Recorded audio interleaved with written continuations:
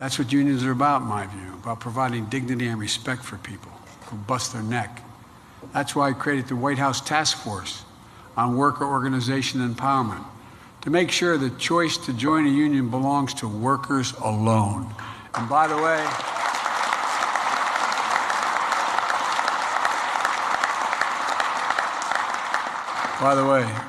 Amazon, here we come. Watch.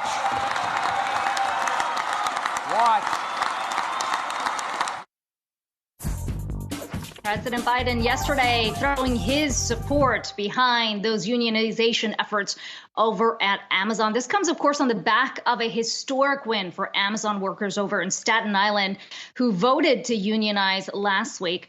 Now, other tech companies are watching closely. That's bringing Yahoo Finance's Dan Howley on the very latest on this front. And Dan, I'd imagine the word is unease when other tech companies saw what played out over in Staten Island. Yeah, it's really interesting, Kiko, and some of the experts that I spoke to, professors who deal with labor relations and employee management, really said that this should help bolster some of the employee activism that we've seen in Silicon Valley.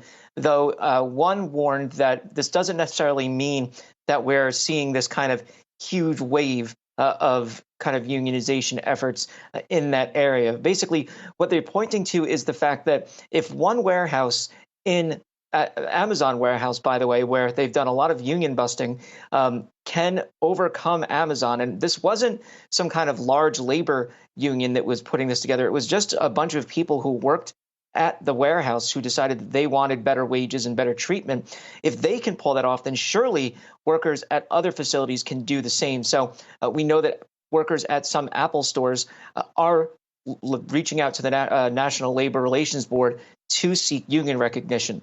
We know that there's others at Apple stores that are doing the same, or at least exploring that. We know that Google has its own unrecognized union at their Alphabet parent company, and they are seeking to have more input into the kinds of projects that they work on at Alphabet, as well as pay parity and dealing with things like forced arbitration or harassment from coworkers. And then, we've heard discussions from Activision Blizzard employees who are looking to unionize. It's at their Ravensoft subsidiary. The QA testers there are looking to unionize. Now, there has been obviously pushback. We've heard that at the Apple stores, there's been managers who are discouraging talks about unions.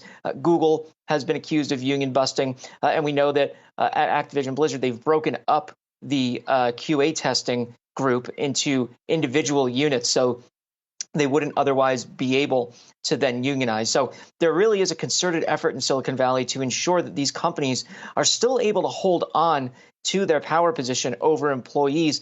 But look, if someone can, if a group of people can overcome Amazon's efforts, then that means that more than likely they can overcome any other company's efforts as well. And Dan, what's interesting is that obviously this is affecting a lot of the warehouse jobs, in-person retail jobs. But what about the white-collar jobs inside of these tech companies as well? That makes up a huge base of the workforce for these companies. Are they also maybe taking a stand with some of the return to office pressures and the like?